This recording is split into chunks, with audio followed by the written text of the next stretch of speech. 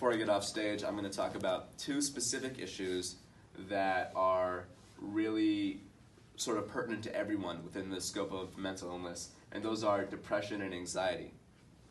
So to sort of get off topic here, do you guys know what entropy is? Can anyone give me a quick definition of entropy? Degree of randomness in its closed set. Exactly. It's the amount of chaos or disorder within a closed system.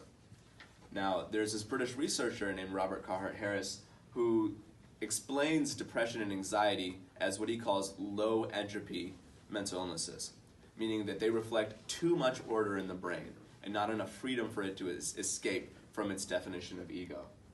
So his idea is that we sort of fall into these rigid grooves of ego where we become really fixated on our idea of who we are as individuals as opposed to members of a community.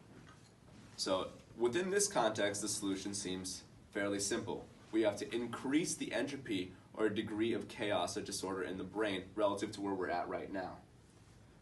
And many studies have shown that some of the things that have the biggest impact on increasing depression and deepening depression are ruminating on the issues that are currently affecting you. So if you're feeling sad and you think constantly about what's causing that sadness or what's causing that anxiety, then it's only going to worsen those symptoms, whereas taking an action that is outside of your normal scope is actually going to help you deal with them.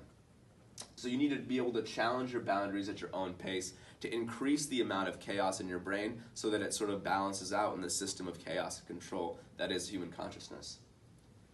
Now, as a final note, what kind of action should we take? There's two different sort of subcategories of action that people talk about in this research, and those are extrinsic and intrinsic actions. An extrinsic action is something that you do in order to gain something else. So like working out in order to get buff. We all know someone like that. And an intrinsic action is something that you do in order for its own sake, like working out for the joy of overcoming a hard challenge. So it seems clear that people who take lots of extrinsic actions have more tendency to suffer from anxiety and depression versus people who take actions for intrinsic motivations.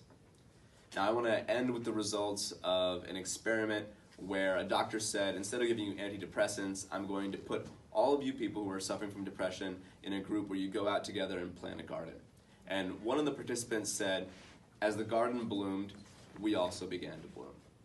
And so go forth and plant gardens in your mind. Thanks very much.